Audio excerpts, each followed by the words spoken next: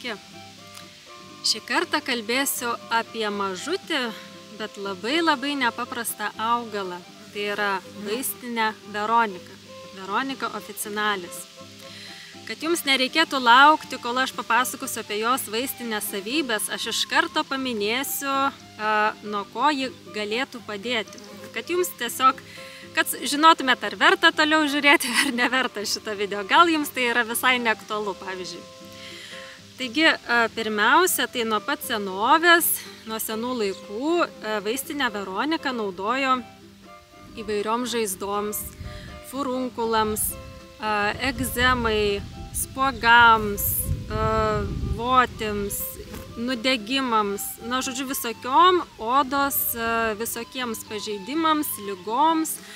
Tiesiog tokia kaip priešuždegiminė priemonė, tepdavo košeles ir šviežių, sumaldavo, kaip pasakyti, žalią tą žaliavą ir tiesiog košelę pasidarydavo ir tepdavo žaizdas, arba galima tokius kaip nuovirus pasidaryti, pavilgus ir dėdavo tada ant žaizdų. Tai va, jeigu turite kažkokių problemų su oda ar grybelinių kokių ligų, tai tikrai atkreipkite dėmesį į vaistinę Veroniką. Kitas dalykas, kam gali padėti vaistinė Veronika, tai yra virškinimo sutrikimai. Jis skatina ir tulžies išsiskyrimą, taip pat gerina virškinimą skrandžiui gerai, bet poveikis nėra labai stiprus kažkoks, bet tiesiog toks ir apetitą gerinantis ir gali šiek tiek padėti nuo kažkokių tai virškinimo negalavimų. Tai irgi tuomet verta atkreipti dėmesį į Veroniką vaistinę. Taip pat jinai padeda nuo nervinio išsekimo, nuo nemigos. Tai rekomenduojama yra ten, jeigu kažkoks yra nervinis išsekimas, tai tiesiog prieš naktį, kad lengviau būtų užmigti, kad atsipalaiduotų nervų sistema, tiesiog puodelį išgerti arbatos vaistinės Veronikos. Dabar, kai sakau puodelį, tai nereiškia, kad pilną puodelį reikia prigrūsti vaistinės žaliavos. Visą puodelį ir tada užpilti vandeniu. Aš turiu mintyje, kad vieną, daugiausiai 2 arbatinius šaukštelius vaistinės žaliavos, džiovintos, užpilti, dabar galima aišku ir šviežios. Reikia užpilti tokiu karštu vandeniu, ne visai verdančiu, jau truputį pravėsusi ir palaikyti kurį laiką ir paskui tiesiog išgerti. Yra įvairių tų vartojimo būdų, pasidomėsite, jeigu aktualu. Kam dar naudojama Veronika, tai bene vienas svarbiausių dalykų, nuo kurio jinai būdavo naudojama, tai yra nuo įvairių peršalimo ligų, kvėpavimo takų ligų, esant kosuliui, įsisenėjusiam kosuliui, bronchitui. Jinai lengvina atsikosėjimą, tai yra tampa tas kosulys toks skystesnis,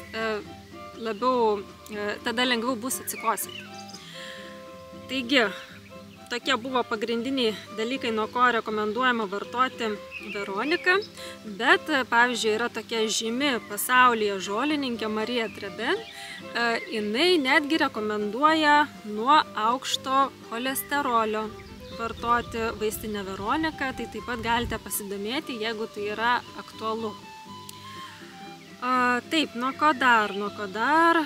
Iš tikrųjų, nuo daugybės dar visokių ligų ir negalavimų, tai pradedant migreną, galvos skausmais, taip pat vartodavo šią augalą. Taip pat reumatui, podagrai rekomenduojama, viduriuojant, stabdo viduriavimą, taip pat kraujuojant, stabdo kraujavimą. Taip pat šlapimo organų, šlapimo sistemos ligoms, taip pat lytinių organų ligoms įvairioms. Taip pat dar nepaminėjau apie odą, tai jeigu tiesiog oda pleiskanoja, niežti, sausėja, taip pat rekomenduojama išoriškai naudoti Veronikos kažkokius tai preparatus ar pavilgus. Tai kyla klausimas, ar yra, nuo ko vaistinė Veronika negydo. Tai iš tikrųjų augalas labai vaistingas, kaip ir sako lotyniškas pavadinimas Veronika officinalis. Tai officinalis reiškia vaistinis. Tai mes turim nemažai augalų ir Lietuvoje augančių, kurie baigėsi rūšies epiteto pavadinimu oficinalis. Tai oficinalis, žinokit, visą laiką, kad reiškia vaistinis. Pavyzdžiui, kad ir Taraxacum officinale, tai yra vaistinė, tai ne vaistinė, o paprastoji kiaulpienė, nors iš tikrųjų jinai yra vaistinė, net ir latiniškas pavadinimas tą sako, bet mes kažkodėl vadiname kiaulpienę kažkokią. Na, bet čia šis video ne apie kiaulpienę, o būtent apie vaistinę Veroniką. Dabar, kodėl Veronika pavadinta, yra daug klaustukų dėl šito pavadinimo, kadangi buvo tokia šventoji Veronika ir daug kas galvoja, kad galbūt nuo to šventosios Veronikos pavadino tiesiog Veronika šitą augaliuką, bet kai pasižiūri reikšmę, na, kuo ypatinga ta šventoji Veronika, tai jinai tokia kaip globėja fotografų ir skalbėjų. Na tai, kai pagalvoji, prie ko čia Veronika ir skalbėjų globėja. Tai kaip ir šitas atkrenta pavadinimas, nes na, jisai neturi jokio pagrindimo. Bandžiau žiūrėti tokioje knygoje Etymologisches Wörterbuch der Botanischen Pflanzennamen. Tai yra vokiška knyga, tikrai rekomenduoju, jeigu kas suprantate vokiškai, tai yra etimologinė botaninių augalų vardų kilmė.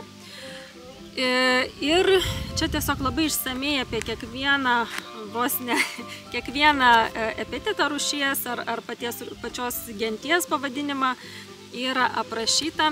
Ir būtent apie Veroniką irgi sako, kad neaiški yra Veronikos žodžio kilmė, bet artimiausias turbūt būtų paaiškinimas tas, kad čia toks kaip žodžių žaismas gaunasi.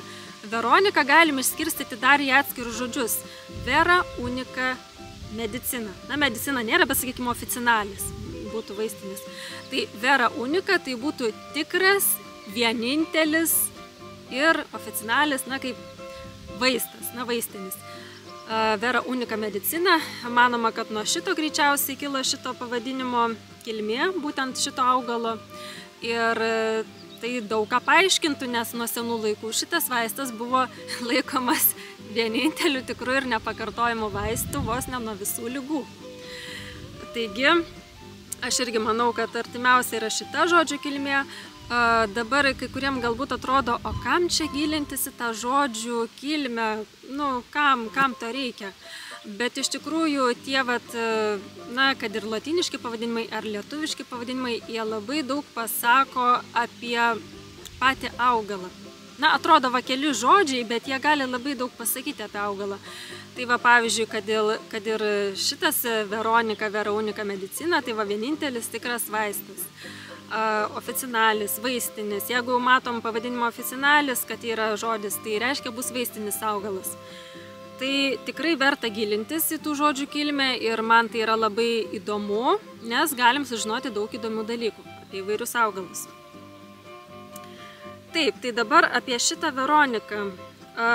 Veronikų noriu truputėlį jūs išgąsdinti, kad Veronikų Lietuvoje auga apie 15 rūšių. Natūraliai čia yra paplitę, o gandras kalena. Galim paklausyti. Apie 15 rūšių Veronikų Lietuvoje auga natūraliai ir dar 3 yra introdukuotos, na tai, taip sakant, auginamos ar darželiuose, ar dėl grožio, ar dėl vaistinių kažkokių savybių. Taigi, o iš viso pasaulyje yra skaičiuojama apie 250 Veronikų rūšių. Tai dabar kaip iš tų 15 mums atpažinti šitą būtent vaistinę Veroniką. Kaip matom, Veronikos Lietuva labai mėgsta ir jų čia labai daug auga, kaip tokiai nedideliai šaleliai Lietuvai. 15 rūšių Veronikų yra tikrai labai daug. Tai tikrai verta pasigilinti į šitą augalą. Aš jau dariau video apie keletą Veronikų, dabar pamatysite kažkurioje pusėje, išlys jums lentelė, kur galite pasižiūrėti kitą video, būtent tam pagrindė dariau apie paprastąją Veroniką, Veronika Hamedris, kuri yra labai dažna Lietuvoje ir ją tikrai galite kažkur savo aplinkoje sutikti, jinai šiek tiek irgi turi tų vaistinių savybių, bet nepalyginsi su vaistinė Veronika. Dėl to aš labai apsidžiaugiau, kai čia netyčia ant šlaito, ant kalno ar šlaito pamačiau būtent vaistinę Veroniką. Ir ją pamatyti nėra taip lengva, nes jinai yra mažutė ir stiebas yra šliaužiantis. Šitas stiebas gali ir 30 cm siekti, bet jūs nematysit jo į aukštį kylančio, jūs matysit šliaužiantį pažemę. Ir kas kažkiek laiko, tas stiebas išleidžia šaknytės, kai prisiliečia prie žemės ir įsišaknyja. Dėl to jums gali atrodyti, kad vienoje vietoje yra labai daug augalų, Veronikų, naujų augalų. Bet iš tikrųjų ten vienas ir tas pats augalas dažniausiai būna, tiesiog išsiskirstęs į įvairias puses. Iš vieno, taip sakant, iš vieno šaltinio išsiskirstęs, išaugęs ir tie įsišaknyja dar papildomai ir toks gulščias stiebas. Dauginasi Veronikos šakniastiebiais ir sėklomis, sėklos tokios kaip mažučiai lęšiukai, tokie plokščios. Ir dabar kaip atpažinti, kaip išskirti iš kitų Veronikų.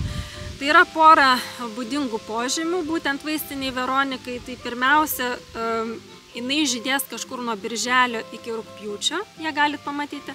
Ieškokite sausesnėse vietose. Galite ir kirtimuose bandyti paieškoti, kažkur tai šiek tiek rūgštesnėse dirvose mėgsta. Va čia aš ant šlaito radau tokioj smėlingoj, gana rūgščioj dirvoj. Tiesiog pievutėj su žemuogėm čia kartu auga. Ir galit paieškoti, jinai ir miškelis auga, pamiškėse. Pamatysit tokie mėlyni žiedukai, mėlynos tokios kaip žvakės, išaugusios, dabar jau čia žydėjimo pabaiga, tai šitos yra jau nedaug likę tų žiedukų, bet žydėjimo pradžiai tai jinai tokia bus nuo pat apačios žiedukai ir į tokią žvakę žydės. Žiedai išsidėstę yra pražangiai. Dabar kaip tik pastebėjau sėklų dėžutės. Man sėklų dėžutės primena truputį trikertę žvaginės, tokie trikampiukai. Ir jie išsidėstė taip pražangiai. Tai žiedai pražangiai išsidėstė. Ne viens priešais kitą, bet taip, kaip pasakyti, kaip šachmatiškai gal taip. Kaip dar atpažinti? Būtent vaistinė Veronika yra plaukuota. Yra plaukuotas tiek stiebas, tiek lapai. Lapai taip pat yra ir karbuoti. Tokie kaip su pjūkliuku įpjauti aplinkui lapą. Kitas požymis, tai paprastai žiedynai išauga iš lapo pažasčių kažkur tai ir išauga jau žiedynai į viršų. Ne taip auga žiedai, bet jau į viršų. Ne horizontaliai, bet vertikaliai. Ir paprastai žiedynai išauga žiedų kekės būtent ne to šliaužiančio stiebo gale, bet iš pažastų kažkur ties viduriu, taip iš šonų. Ne gale, kaip paprastai būna kitų augalų, kad eina stiebas ir gale žiedas. Tai čia jinai tarpinėse, tarp lapo pažasčių taip išauga. Kaip dar atpažinti? Pavyzdžiui, kaip atskirti nuo paprastosios Veronikos, kuri yra labai dažna ir daug kas galbūt ir painioja su paprastąja Veronika, vaistinė Veronika. Tai paprastąją Veroniką yra labai lengva atskirti pagal vieną požymį. Tai yra paprastoji Veronika, jinai turi plaukelius, taip pat kaip ir vaistinė Veronika, bet tie plaukeliai, jie ant stiebo išsidėstė taip tarsi priploti, plokščias toks stiebas atrodo ir tie plaukeliai iš šonų taip dviem eilėmis eina, tokie du pagrindiniai ruožai tokie. Ir tame video, kur aš dariau apie Veronikas, galite pasižiūrėti, ten aiškiai pamatysite, kaip atrodo paprastoji Veronika ir tikrai ją atpažinsite iš bet kur. O vaistinę jau reikia mokėti atpažinti, nes vaistinė turi daugiausiai vaistinių savybių. Kai kurie maišo vaistinę Veroniką su čiobralapė Veronika ar ten su kokia pavasarinė Veronika, bet pavasarinė Veronika, jinai paprastai žydi pavasarį, nepamatysim labiausiai. Čiobralapė, jinai ten irgi kitokia. Paskui yra dar Veronika bekabunga, čia ir upelinė Veronika yra. Žodžiu, jeigu prie upelio pamatysit Veroniką, tai greičiausiai šlapiose vietose, tai ten greičiausiai bus upelinė Veronika ar užmiršau dabar vandeninė Veronika, ar kokių ten dar yra. Na, žodžiu, 15 yra tų rūšių, tai į kiekvieną įsigilinti čia reikia laiko, noro ir dar reikia jas ir surasti, ne taip lengva. Dar yra ir siūlinių Veronikų, kur ten žiedai kaip ant siūlo pavieniai tokie, bet čia va žiedas yra į kekę, taip vieną susitelkęs pražangiai, auga iš lapų pažastų, negalė stiebo, tiek lapai, tiek stiebas plaukuoti, na, išliaužia pažemę. Na, aš manau, kad tikrai atpažinsite šitą Veroniką ir atskirsite nuo kitų rūšių. Dabar, kaip reikia rinkti ir džiovinti vaistinę Veroniką? Tai rinkti reikia jos žydėjimo metu. Geriausia žydėjimo pradžioje, bet kaip užtiksite taip, būtinai, kai renkate, palikite dalį augalų pasidauginimui, niekada neišskinkite visų toje vietoje augančių tos rūšies augalų, nes jie tiesiog išnyks ir taip ir nyksta tie vaistiniai augalai iš mūsų kraštų. Tai tiesiog saikingai, šiek tiek pasirinkite. Aš irgi čia norėtųsi viską čia susirinkti, nes tų Veronikų čia nėra tiek daug, bet susirinkau keletą ir pagalvojau, reikia palikti daugintis ir kitiem metam, ir kitiem, kad visą laiką turėčiau bent po truputį vaistinės Veronikos. Taigi, renkam žydėjimo metu, tai kaip minėjau, žydi nuo birželio iki rugpjūčio ir reikėtų tiesiog geriausia kirpti, nerauti, kad rautųsi su šaknimis, bet būtent nukirpti žolę. Žolė tai skaitosi tiek stiebas, tiek lapai, tiek žiedynas. Tai tiesiog va su tom žydinčiom dalim nukerpam va tai va viršūnėlės, paskleidžiam kažkur tai pavėsyje, vėdinamoj sausoj vietoj, tiesiog kol išdžiūna ir tada sudžiūvus jinai paskleidžia tokį labai malonų kvapą. Tuo vat irgi toks įdomus faktas, kad jinai žalia kaip ir nekvepia, žalias augalas, bet jeigu mes sudžiovinam, jinai įgauna tokį labai skanų kvapą. Tai aš kai uosčiau, tai man tokį priminė gal kaip kumarino kvapą, tokį labai malonus buvo. Ir taip pat arbatą pasidarius, arbatą netgi anksčiau naudojo vietoj juodosios arbatos, vietoj indiškos arbatos, tokį kaip pakaitalą, nes na, žmonėm taip patiko šita Veronika, kad tiesiog jau ją taip plačiai pradėjo naudoti, vos ne kaip kasdieniai arbatai.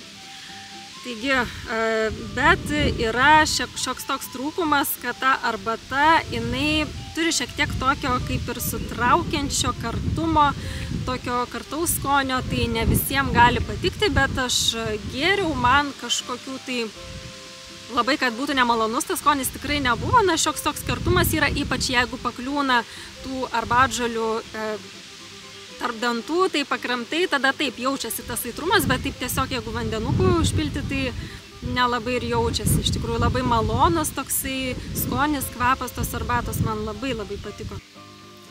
Taip pat noriu paminėti, kad tai nėra kažkoks tai labai retas Lietuvos augalas ir tikrai turite tikimybę gana nemažą ją kažkur sutikti, eidami po pievas, po šlaitus ar pamiškėse. Tai gana dažnas augalas, tiesiog ne visi pastebi, kadangi jinai yra gana tokia žemutė ir va tik tai žiedas, kai iškyla, tai apie 10 cm, na ir daugiau būna. Ir tiesiog reikia įsižiūrėti geriau ir pastebėti ją. Tai, kad jinai nebuvo labai reta, rodo ir senoviniai pavadinimai, tai lietuviai anksčiau vadindavo varvančiukai, elprusė, urvantėliai, taip pat žaizdažolė, kadangi nuo senovės jinai būdavo žinoma labiausiai turbūt kaip žaizdas gydanti priemonė tokia. Anksčiau priklausė jinai bervidinių augalų šeimai, paskui buvo perkelta į gyslotinių augalų šeimą.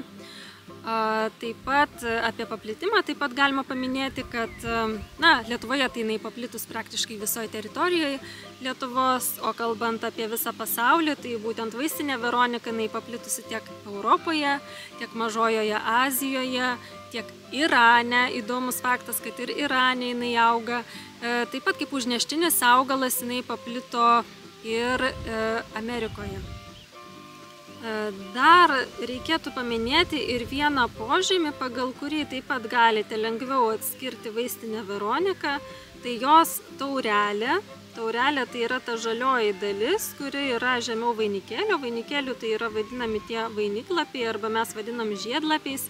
Tai žemiau jų esanti tokia žalioji dalis, iš kurios išauga Veronika. Tai taurelė Veronikos paprastai susidaro iš 4 tokių skiltelių. Tai jeigu pamatysit, kad iš 4, tai taip pat galite jau galvoti, kad tai jau gali būti ir vaistinė Veronika. Ir turbūt reikėtų paminėti, kam negalima vartoti vaistinės Veronikos. Tai nerekomenduojama jos vartoti nėščiosioms, maitinančioms mamoms ir taip pat žmonėms turintiems alergijas. Tai turbūt tiek būtų tada šiam kartui apie vaistinę Veroniką. Iš tikrųjų labai įdomus augalas ir kaip ir sako pavadinimas, tai augalas nuo labai daugelio ligų. Galbūt ne nuo visų, bet tikrai nuo labai daug. Ir pasidomėti apie ją tikrai verta ir galbūt turėti namų vaistinėlėje taip pat verta, ypač užpuolus peršalimui, kosuliui, bronchitam ir taip toliau, tai tikrai vertingas augalas. Tai ačiū, kad žiūrėjote, kviečiu užsiprenumeruoti kanalą Gamtos poezija, jeigu to dar nepadarėte, kviečiu spausti patinka, pakomentuoti ir žinoma, kas norite, taip pat galite prisidėti, palaikyti šį kanalą, užsiprenumeruodami Patreone kanalą Gamtos poezija ir proza ir bus jums labai dėkinga. Tai ačiū, kad žiūrėjote ir iki kitų kartų.